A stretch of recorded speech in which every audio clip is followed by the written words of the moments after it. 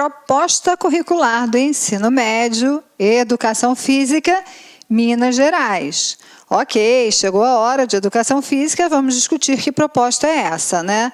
Lembra que a gente está falando da proposta de Minas Gerais para o ensino médio, mas também existe uma proposta do ensino fundamental, né? E, na realidade, a gente tem sempre uma continuidade. Então, essa proposta agora, ela se assemelha muito às questões da proposta do ensino fundamental. Tanto que aqui a gente vai focar em algumas coisas diferentes do que a gente focou na aula do ensino fundamental, mas é basicamente uma coisa muito próxima daquilo que foi visto anteriormente. A proposta curricular, ela tem que ter uma unidade, né? Ela tem que ter um início, um meio e pensar no fim. Então, é isso que a gente vai fazer. Lembra que essa proposta aqui de educação física, ela foi construída antes da alteração que houve no ensino médio agora, 2016, 2017, ok? Na legislação. Então, a gente sabe que com essa alteração, a educação física ganhou um outro contorno e ela não é mais uma disciplina obrigatória nos 3 anos, como como era estipulado anteriormente, tá? Mas a gente está vendo um documento que foi construído sobre outras bases. Então, a gente precisa ter esse cuidado de contextualizá-lo, ver a sua época de construção, para que a gente possa entender, então, essas situações. Tudo que eu vou falar aqui com vocês, então, eu tirei do documento que está aqui neste link. Se você quiser, você copia isso aqui e cola lá no navegador, ou então você só copia, se você não puder recortar e colar. É do CRV, Centro de Referência Virtual, da Secretaria de Educação de Minas Gerais, tem todas as propostas curriculares, tem todos as orientações didáticas, e é um lugar que vale a pena você explorar, ok? Eu não vou abordar aqui as matrizes curriculares, tá? Ou seja, o conteúdo básico comum, eu não vou trabalhar aqui essa parte, eu estou trabalhando mais a parte conceitual e teórica, mas se você quiser dar uma olhada nas matrizes curriculares, eu acho legal, vá lá e busque para você conhecer, tá?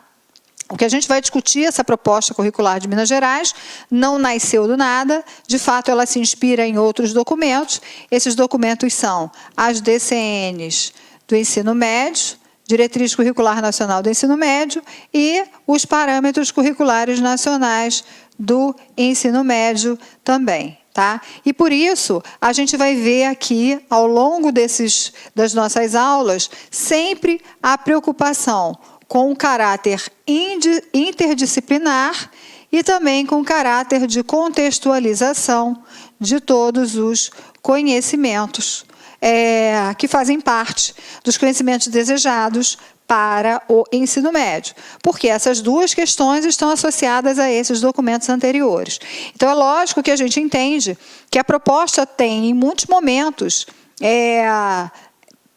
alguns pedaços, alguns tópicos, alguns parágrafos que são vindos exclusivamente dos parâmetros curriculares nacionais. Se você quiser dar uma olhada nos parâmetros, você pode olhar, mas ele não faz parte, a não ser que ele faça parte do edital, mas se não fizer parte do edital, não há necessidade. Olhe apenas para a questão dos parâmetros da proposta de Minas Gerais. Mas saiba que isso tem uma história, né? E essa história é a construção coletiva, discussão com os professores, mudança em toda a estruturação do ensino médio de Minas Gerais e, como resultado de todo esse movimento, a proposta que está organizada. Embora ela tenha um caráter organizado por disciplinas, ela prega o tempo inteiro a interdisciplinaridade. Vale você saber que este é um documento sócio-interacionista e, como tal, ele preza muito as interações no processo de ensino e aprendizagem. E essa questão das interações coloca o aluno numa posição de construtor do conhecimento, não numa posição passiva de quem só recebe. Coloca o aluno como centro desse processo, interagindo com tudo e com todos à sua volta. E que, portanto, as metodologias que o professor escolhe têm que seguir esse mesmo caráter, assim como a avaliação que será feita, que precisa também seguir esse mesmo contexto, que é esse contexto da participação do aluno em todos os aspectos, ok? Para começar, a gente traz a informação de que esse documento que a gente trabalha aqui tem alterações no documento anterior, que foi um documento escrito em 2005. E essas principais alterações, em relação à capoeira, que deixou de ser conteúdo complementar para se tornar um conhecimento do currículo básico comum, tá? E em relação ao lazer, que é entendido nessa proposta como uma das finalidades da educação física, uma dimensão fundamental da formação humana e que passa a ser considerado em todos os eixos temáticos, de uma forma transversal, né? Assim como os estudos sobre o corpo, o lazer perpassa todo o conhecimento da educação física.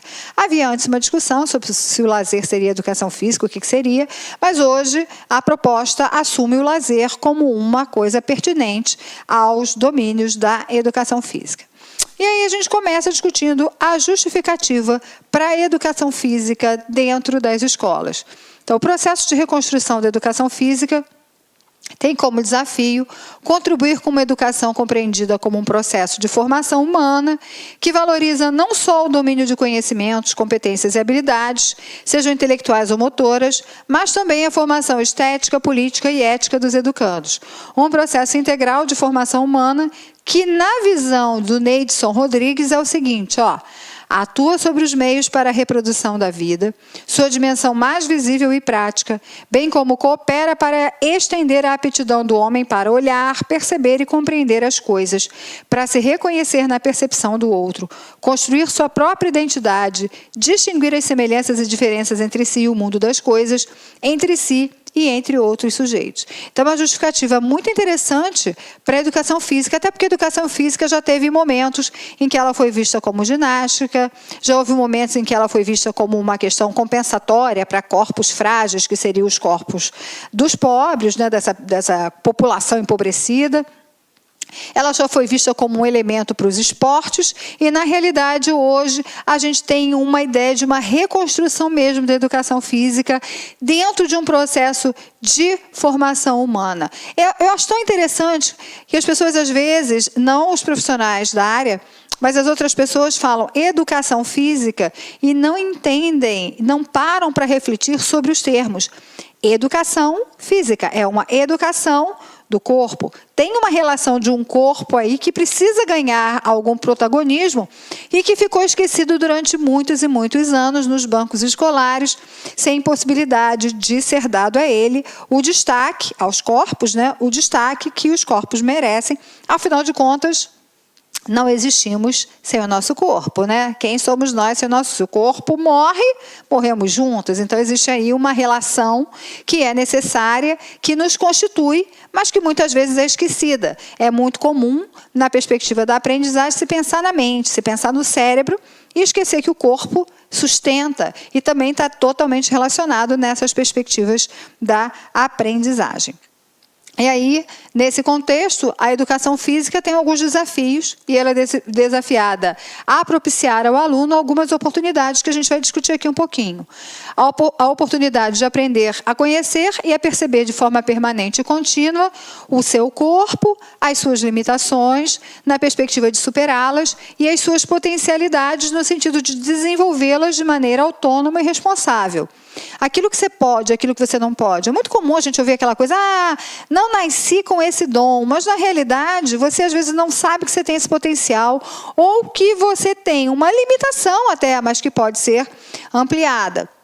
Essa ideia das limitações é uma ideia que a gente precisa discutir com muito cuidado, né? Porque limite existe para ser vencido e não para ser barreira. Então, a gente tem que trabalhar, e nisso entra, inclusive, a questão das deficiências, dos alunos com deficiência, que têm limitações dadas pela sua deficiência, mas limitações que têm que ser avançadas, que têm que ter um investimento para que o sujeito supere. Assim como todos nós temos algumas potencialidades que podem ser desenvolvidas, e a educação física tem um papel importante nesse caminho. Também tem o desafio de aprender a conviver consigo, com o outro e com o meio ambiente. A educação física chama para essa questão coletiva e é um grande desafio. Viver com o outro tem sido cada vez mais difícil e a educação física pode propiciar esse momento. É por meio de vivências corporais e das interações sociais e éticas que o sujeito apropria-se de conhecimentos sobre o corpo, sobre suas práticas e desenvolve a sua identidade. A nossa identidade passa também pela nossa construção corporal, passa também por essa corporeidade que nos forma. ele aprende gradativamente a articular seus interesses e pontos de vista com os dos demais, ele aprende o conhecimento sobre si, sobre o outro e sobre o mundo, aguça sua curiosidade e também o seu espírito investigativo, amplia sua capacidade de escutar e de dialogar, de trabalhar em equipe, de conviver com o incerto, com o imprevisível e com o indiferente. Olha quantas coisas a educação física propicia justamente dentro dessa questão das vivências corporais e das interações. Ele percebe-se como um integrante responsável, dependente e agente transformador do meio ambiente na perspectiva de sua preservação. Ele educa-se para o lazer, porque existe uma educação para o lazer. Ele aprende a ser cidadão consciente, autônomo, responsável, competente, crítico, criativo e sensível. E ele aprende a viver plenamente a sua corporeidade de forma lúdica, tendo em vista a qualidade de vida, a promoção e também a manutenção da saúde. Então, essas vivências corporais são extremamente importantes e elas têm o seu começo na escola do ensino fundamental, mas elas continuam no ensino médio e devem, inclusive, continuar para o resto da vida. A gente sabe disso, né? Mas a escola tem essa grande responsabilidade de ser esse espaço onde essas experiências que vão possibilitar o desenvolvimento de tantas habilidades, de fato aconteça, de fato existe um investimento para que a educação física seja a disciplina catalisadora de tais procedimentos. A proposta aponta algumas diretrizes para o ensino da educação física. Então, o compromisso com uma educação física voltada para a formação cidadã dos alunos deve ser orientado, sobretudo, pelas seguintes diretrizes. Todo o currículo escolar está muito associado à perspectiva da cidadania. Então, a educação física não fica fora disso. Mas, durante algum tempo, se confundiu essa questão da educação física com civismo, né? Durante muito tempo, a educação física foi o espaço para aprender a marchar, para aprender a bater continência, para ficar com o corpo ereto e reto na hora de fazer, na hora de cantar um hino e alguma coisa assim. Mas hoje, quando a gente fala dessa questão de formação cidadã, a visão de cidadania é outra. A questão da cidadania, o conceito de cidadania, tem uma outra vertente. E aí a gente pode falar de um corpo concebido na sua totalidade, da qualidade de vida como requisito para a vivência corporal plena, a luta pela qualidade de vida, o entendimento do papel que a qualidade de vida tem, as práticas corporais como uma linguagem, porque o nosso corpo fala. Então, aí a dança, para mostrar o movimento, ele tem uma fala. Olha só, eu aqui falando e gesticulando, porque eu não consigo falar sem as mãos. Então, as práticas corporais como uma linguagem, a ludicidade como uma essência da vida corporal. Nós somos homo sapiens, mas o sapiens significa que nós somos homens ludens, ou seja, nós somos seres lúdicos, e essa ludicidade precisa estar presente. A escolarização como um tempo de vivência de direitos, como eu vinha falando, a democracia como fundamento do exercício da cidadania e a ética e a estética como princípios norteadores da formação humana. A discussão entre ética e estética é extremamente importante, especialmente quando a gente fala de corporeidade. A gente tem essa questão de culto ao corpo, mas não é isso que a escola está falando. A escola está falando que a perspectiva cultural e ela traz estéticas diferentes, o que é considerado belo para uma cultura pode não ser considerado para outra, e a gente precisa entender essas constituições entre estéticas e respeitá-las num grande movimento ético. O ético se relaciona com aquilo que quando eu faço ou não faço alguma coisa, estou pensando no outro. Então, eu sou ética, eu sou respeitosa quando eu entendo os meus limites e as minhas possibilidades de atuação e respeito os limites e as possibilidades dos outros. E assim a gente tem um respeito de valores, e isso tem muito a ver com o trabalho realizado pela educação física. Existem princípios metodológicos do trabalho da educação física. Essa educação física ela tem características específicas, sala de aula, que é a quadra específica, e outros procedimentos que a gente precisa garantir e pensar. E por isso o documento traz essa discussão sobre os princípios metodológicos, que são reconhecimento e valorização, das experiências e conhecimentos prévios dos alunos. Essa questão de experiências e conhecimentos prévios dos alunos é uma constante em qualquer área de conhecimento. A gente tem que reconhecer que qualquer aluno tem experiências, uns mais, outros menos, mas eles têm experiências que precisam ser validadas. Consideração da diversidade cultural como ponto de partida de uma educação que seja inclusiva mesmo, e inclusiva das diferenças, não é inclusiva só das deficiências, mas inclusiva das diferenças. Dessa questão do culto ao corpo, do culto ao corpo, a gente tem alunos obesos e, infelizmente, essa questão da obesidade vem trazendo alguns problemas relacionados ao bullying, aquelas brincadeiras que não são brincadeiras, né? E que precisam ser trabalhadas, e a educação física tem contribuições nesse sentido. Uma integração teoria e prática, problematizar a vivência corporal dos alunos nas brincadeiras, nos jogos, nas danças, nas ginásticas, nos esportes, em todas as suas manifestações corporais, imprimindo-lhes sentidos e também significados educativos. A questão da interdisciplinaridade, que eu já vinha comentando no início dessa aula, né? No contexto do processo educativo, esse princípio instiga-nos a repensar e a ressignificar nossa prática pedagógica e desafia-nos a superar a desarticulação entre as diferentes disciplinas curriculares, entre esses saberes e a vida cotidiana dos alunos. E a gente pode pensar no trabalho por projeto, porque o trabalho por projeto é sempre interdisciplinar. Então, vamos falar que o trabalho do projeto seja um trabalho que vá discutir sobre essas questões do corpo dos atletas ou da preparação do corpo dos atletas. Isso vai sair da educação física, porque o projeto ele vai visitar outras áreas de conhecimento, possivelmente a biologia, possivelmente a química, até mesmo a física. Ele vai avançar também para áreas mais específicas da medicina, talvez da nutrição. Então, ele é sempre um conhecimento interdisciplinar e por isso que os projetos são sempre muito valorizados. Uma articulação coerente entre conteúdos, métodos e recursos didáticos. É imprescindível garantir a articulação entre conteúdo e método.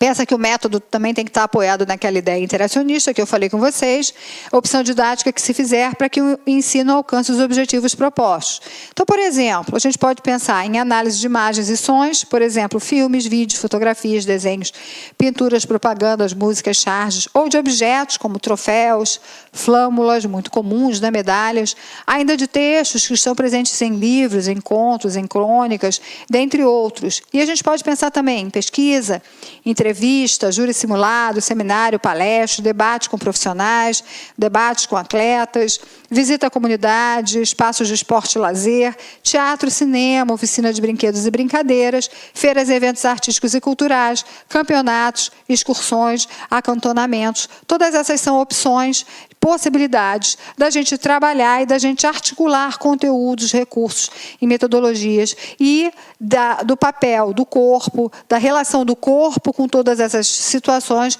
está sempre sendo lembrada, trabalhada pela educação física. A gente pode trabalhar também com a ideia da ressignificação da concepção dos espaços e dos tempos. Ressignificar, criar um novo significado, dar uma nova roupagem para os espaços e tempos. Os espaços destinados às salas de educação física têm que ser entendidos pela escola como salas de aula. Então, é a quadra, é o ginásio, é o pátio, é uma sala de aula e tem que ser respeitado. É importante que quadras, piscinas, sejam os espaços que forem, estejam sempre abertos às experiências teórico-práticas, à questão da interdisciplinaridade e às possibilidades de reorganização dos tempos educativos. Do mesmo jeito, quando a gente pensa nessa perspectiva metodológica, a gente tem que pensar na avaliação, que é processual e permanente. Isso é processual e permanente, eu vinha falando desse aspecto da avaliação no início.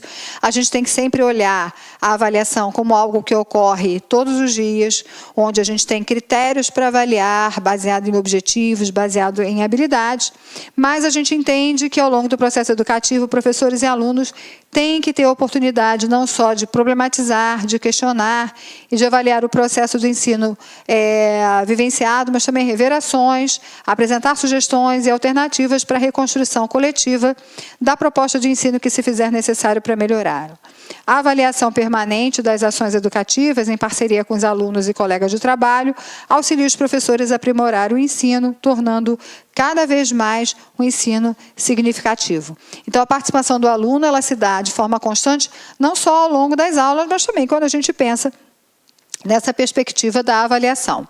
Pensar também numa possibilidade de uma aprendizagem continuada. Então, os sujeitos, os conhecimentos estão sempre em processo de construção. Então, aquilo que eu aprendo aqui hoje não significa que está finito. Eu tenho condições de continuar aprendendo. Então, você tem que ter em vista que existe uma atualização permanente dos conhecimentos. E assim como também um aperfeiçoamento que é pessoal, mas que também é profissional. E aí, ampliando a discussão da avaliação, afinal, o que a gente avalia na educação física, né?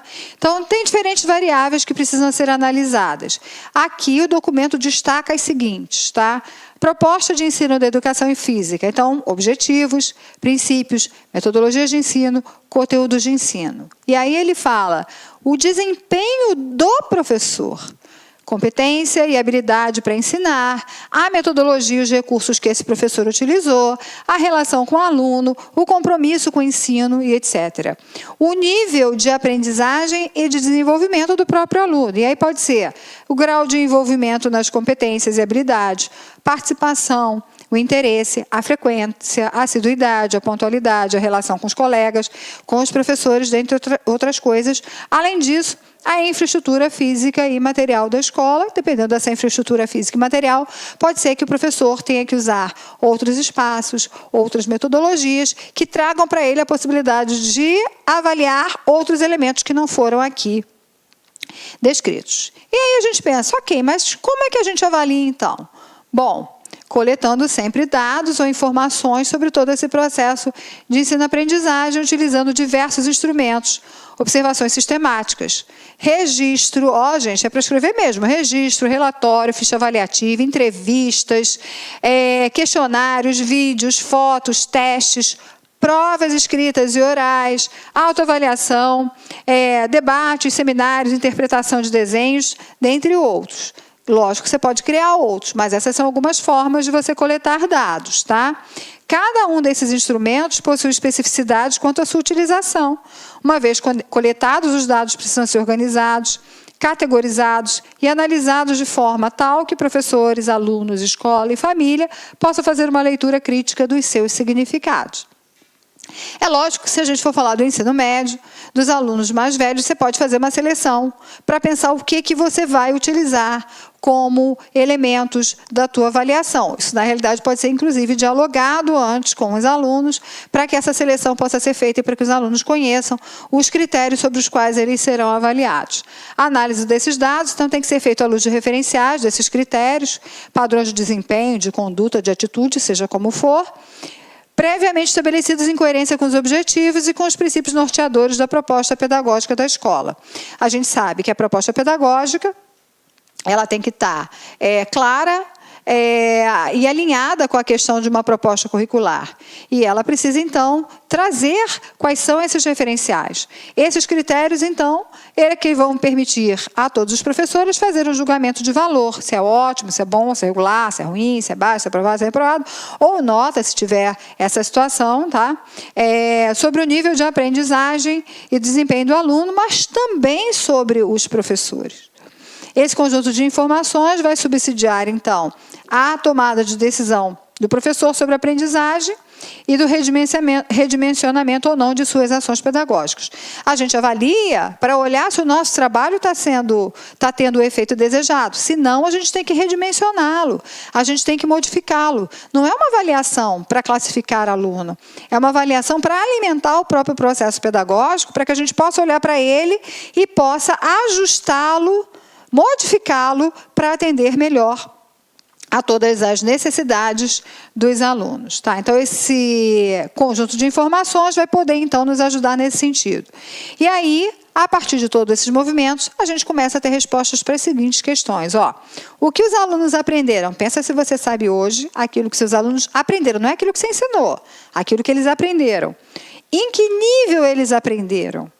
O que eles ainda precisam aprender? O que o professor conseguiu ensinar?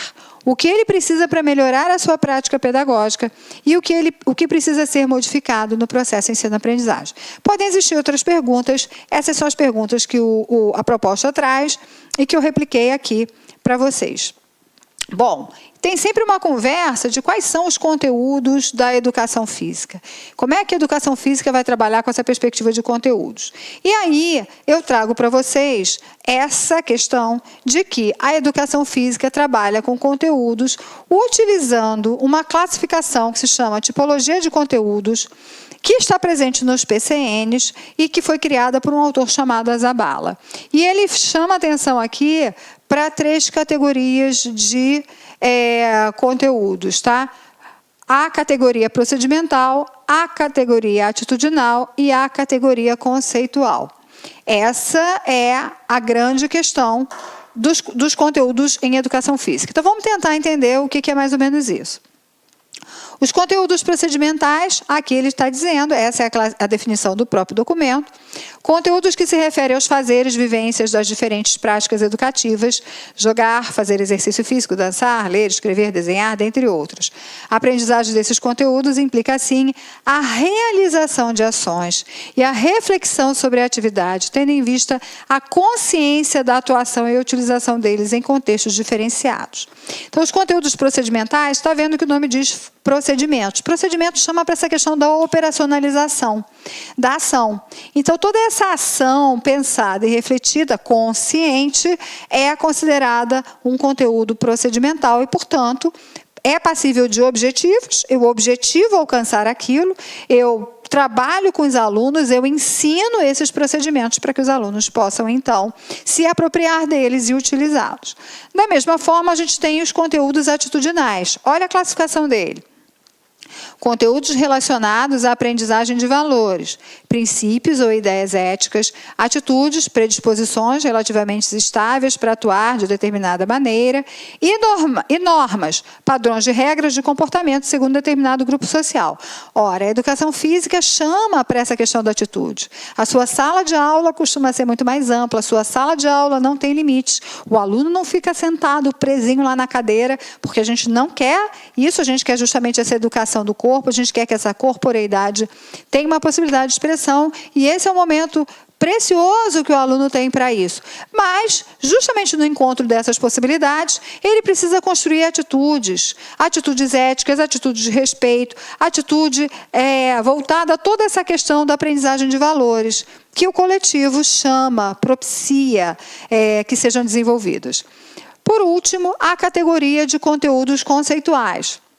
Então, são conteúdos relacionados a conceitos ou então a ideias-chaves presentes na base da construção da identidade das ações pedagógicas. São informações e fundamentos básicos para a aprendizagem dos porquês, da importância, dos limites, possibilidades das vivências corporais. Então, são exemplos desses conteúdos os conceitos de corpo, de organismo, de saúde, de esporte, de lazer, de técnica, de tática, de qualidade de vida, de beleza. A aprendizagem desses conteúdos não se mostra só quando o educando repete a definição do conceito, mas quando ele usa esse conceito para interpretação, para compreensão, para exposição. Pensa, ele está usando, mas está usando cognitivamente, não está usando na perspectiva da operacionalização procedimental. Mas ele está usando na esfera ainda dos conceitos do tratamento intelectual que é dado à coisa. Tá? Os conceitos são dinâmicos, envolvem historicamente com o avanço nas construções de saberes de cada área do conhecimento. Por isso, sempre podemos ampliar ou aprofundar saberes, tornando-os, então, significativos. Essas categorias, embora elas sejam apresentadas de forma estanque, elas estão sempre interpenetradas. Porque quando o aluno aprende um conceito, ele pode, ao mesmo tempo, estar aprendendo uma atitude e também o procedimento de utilizar aquela questão, ou em ordem inversa, não precisa ser nem nessa ordem que eu estou colocando aqui para vocês. Tá? Então, além disso, lembra que a gente começou essa aula falando sobre as questões do lazer, sobre a importância do lazer? Então, a gente volta a discutir essas questões do lazer aqui. Então, o lazer responde às necessidades do indivíduo, de descanso, de divertimento e de desenvolvimento pessoal. Então, isso é que é o bacana, a gente falar de descanso e divertimento é uma coisa, e às vezes as pessoas olham para essa coisa do divertimento com uma cara feia, como se o mundo tivesse que ser só trabalho, mas lembra que o lazer também está associado a essa questão do desenvolvimento pessoal. Todo mundo precisa, nós somos seres lúdicos e nós precisamos dessas questões do lazer. Então, essas situações de lazer podem estar voltadas aos interesses culturais, físicos e esportivos. Por exemplo, o futebol. Então, tem hora que o professor vai usar a mão do futebol como lazer, mas o lazer faz parte da educação física. Acontece que ele faz parte, ele atravessa, ele não é a expressão única da educação física, tá? Então a gente pode pensar no futebol, no futsal, no futevôlei, no voleibol, na peteca, no basquetebol, no handebol, na natação, ginástica, ciclismo, atletismo, corridas, saltos, arremessos, nossa, uma infinidade de coisas, né? A gente pode pensar também nos interesses culturais, artísticos e manuais e também nos interesses culturais e sociais como formas de lazer. Essas mais diretamente relacionadas com a perspectiva da proposta mesmo da educação física. Bom, a proposta de Minas, então, ela organiza alguns eixos temáticos. Se você for olhar lá naquele endereço que eu coloquei no início da aula, na proposta de educação física do ensino médio, você roda e lá no final você vai ver essas matrizes que tratam justamente desses eixos temáticos. Então, a educação física, ela cria eixos temáticos, estão aqui, ó. O primeiro eixo temático é o esporte, o segundo, jogos e brincadeiras, o terceiro, ginástica e o quarto, dança e expressões ritmas.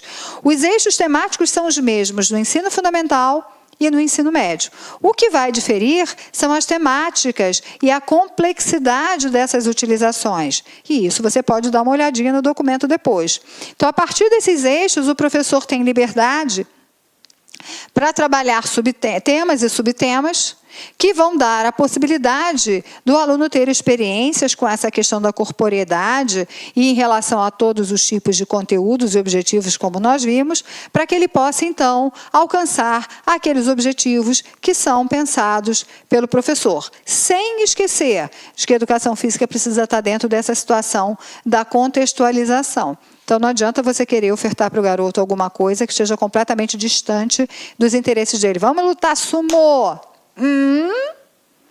Tem interesse? Está dentro do contexto? Não dá. Então, você tem que entender essas propostas culturais. Nesse sentido, é que aquela alteração da capoeira, que deixa de ser complementar para fazer parte do currículo, tem uma relação com um contexto muito forte. A capoeira tem uma tradição de uma herança africana, aqui no Brasil, que está presente em vários contextos, em vários estados e municípios nacionais, não sei se todos, mas em grande parte deles, com certeza, e que, portanto, tem esse caráter de contextualização, não poderia ficar como algo complementar, mas sim como algo que faz parte desse cotidiano, desse trabalho da educação física, ok?